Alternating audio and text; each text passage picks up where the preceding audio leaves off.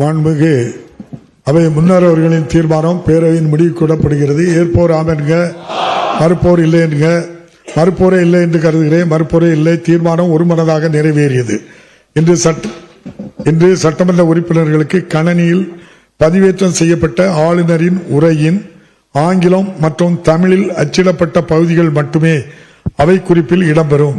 வேறு எவையும் அவை குறிப்பில் இடம்பெறாது என்பதையும், அதுபோல் பத்திரிகைகளும் ஊடகங்களும் இந்த அச்சிடப்பட்ட ஆங்கில தமிழ் உரையை தவிர வேறு எந்த செய்திகளையும் சட்டமன்றத்தின் சார்பாக நடைபெற்றதாக அறிவிக்கக்கூடாது என்பதையும் இதன் மூலம் தெரிவித்துக் கொள்கின்றேன்.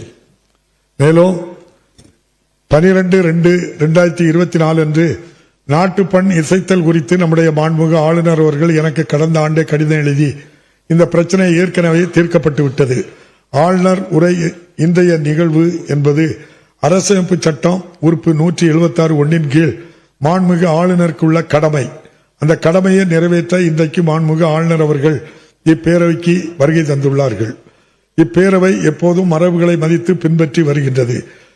அந்த வகையில் மாண்புமிகு ஆளுநர் உரையின் தொடக்கத்திற்கு முன்பு தமிழ்தாய் வாழ்த்தும், இந்நிகழ்வின் பின்னர் நாட்டு பண்ணும் பாடப்பட்டு வருகிறது என்பதை மாண்புமிகு உறுப்பினர்களின் மேலான கவனத்திற்கு தெரிவித்துக் கொள்கிறேன்.